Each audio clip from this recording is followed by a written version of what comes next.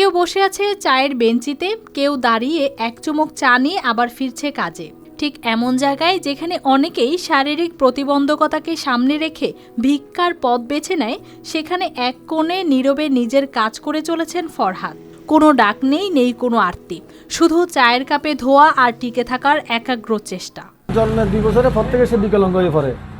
তো ফরহাদের বিষয়টা, ফরহাদের আমাদের সামাজিক কিছু সহযোগিতার কারণে ফরহাদ এই পর্যন্ত দোকানদারি করে চলতেছে। ফরহাদ 18 থেকে 20 বছর। তো সরকারিভাবে তেমন একটা কোনো পায় না। ফরহাদ একটা মাত্র সরকারি একটা অনুদান পায়। ফরহাদ এটা দিয়ে সরকার, এটা দিয়ে কোনো আমরি কিছু না। কুমিল্লার 14 গ্রাম পৌরসভার একপাশে বাড়ির সামনে ছোট্ট একটি দোকান, কাঠের বেঞ্চ, পুরনো তাক আর চুলোর পাশে সাজানো কাচের কাপ। এই নিয়েই ফরহাদের দিন শুরু হয়। ডান পা পুরোপুরি কাজ করে না, তবু ভর দিয়ে চা বানান, ক্রেতার হাতে তুলে দেন গরম কাপ। জন্মের 1 বছর পর টাইফয়েড জ্বরে বিকল হয়ে যায় ডান পা। সেই সময় থেকেই শুরু হয় জীবনযুদ্ধ।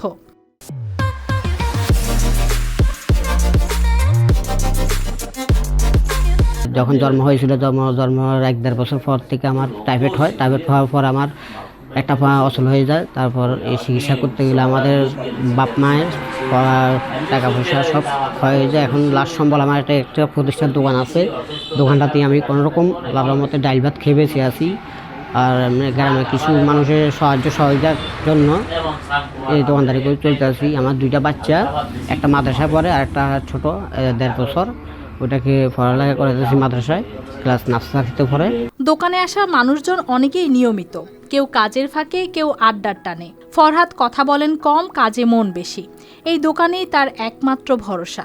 এখান থেকে যা আসে তা দিয়েই চলে 4 জনের সংসার।